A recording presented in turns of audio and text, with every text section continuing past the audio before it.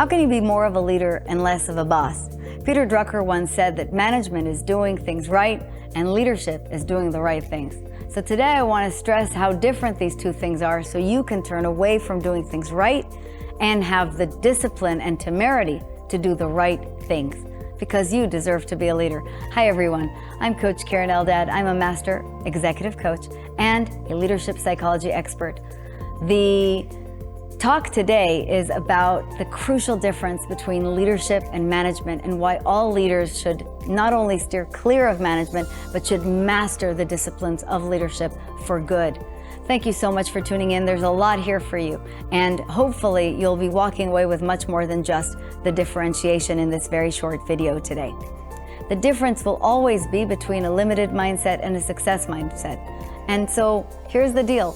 Leadership is different from management, and the distinction and debate, which started in 1977 when Harvard Business School's Professor Zeleznik published an article with the deceptively mild title, Managers and Leaders, Are They Different?, is a pretty conclusive debate by this point, because yeah, they are. Zeleznik argued back then that there are theoreticians of scientific management with their organizational diagrams and time and motion studies that were missing half the picture, the half that was filled with inspiration, with vision, with the full spectrum of human drives and desires. And all of these are leader traits, not manager milieus.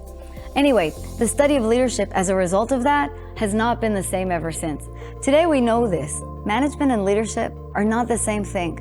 And though they are complementary, in other words, you need the skill sets of both, they sharply contrast in primary tasks. The contrast is this: managers promote stability. They manage processes and planning. They make sure that these steps, both tactical, are done right. While leaders press for change, that means that they determine what is right to do at what time, what should be done, and in what order. Again, both are necessary for success, and in an increasingly complex business environment, one of them will set the tone, and that's leadership. That's about the overall outcome. That's about the strategy, not the tactics. Now, let me tell you something as a coach. First, all companies are dealing with change.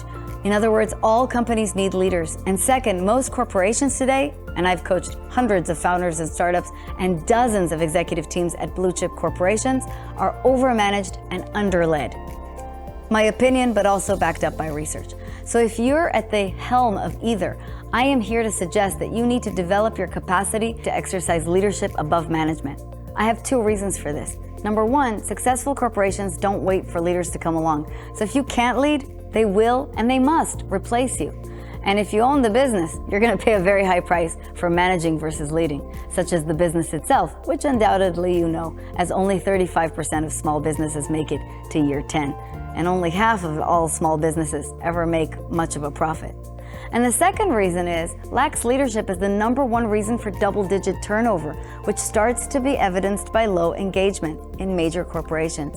By mastering leadership, you will not only lead teams to thrive through change, you will change the results of the overall organization. Now, there's nothing magic about becoming a great leader. You do not have to be born with Mick Jagger level charisma.